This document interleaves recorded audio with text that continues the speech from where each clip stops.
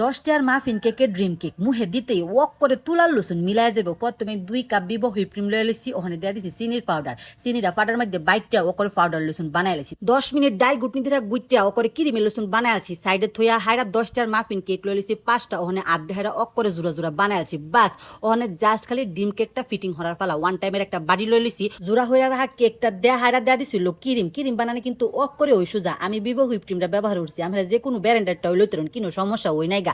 Deep ফ্রিজে থুয়ে দিবেন, ঠান্ডা হইয়া হারলে ওকরে বার হইয়া চিনির পাউডারটা দেহাইরা ডাল গুটনি ধারা গুড বাইন। কোন রকম বিটার মেশিন সারা ক্রিম জম্বো অকর ওই পারফেক্ট। জাস্ট খালি খেয়াল রাখবেন যে সম্বলা ডাল গুটনি ধারা গুড বাইন এর আগে ডিপ ফ্রিজে থুয়ে হাইয়া বালা হইয়া ঠান্ডা হয়ে লেবেন। বাস তা ওইবো কেক ফিটিং হওয়া শেষ হয়ে গেছে। চকলেট গালানি লেগা প্রথমে লই লিছে চকলেট 1 চামচ, কোকো পাউডার 2 চামচ, সয়াবিন তেল। ওখানে গরম পানি দেহাইরা ওকর চকলেটটা সুন্দর বা গলায় লাইছি। আমি তো সয়াবিন তেল দিছি, তবে আমরা যদি চাই এখানে কিন্তু বাটারও ব্যবহার করতে পারেন। বাস চকলেটটা গলায় হাইরা একটুখানি ঠান্ডা হইলে ও করে দেওয়া দিয়েছিল বাড়ির উপরে ডিপ ফ্রিজে থুয়ে দিছিলাম। ও করে 3-4 ঘন্টা লসুন সুন্দর বা সেট হয়ে গেছে। উপরে দ্বারা কোকো পাউডার দেহাইরা জাস্ট পরিবেশন।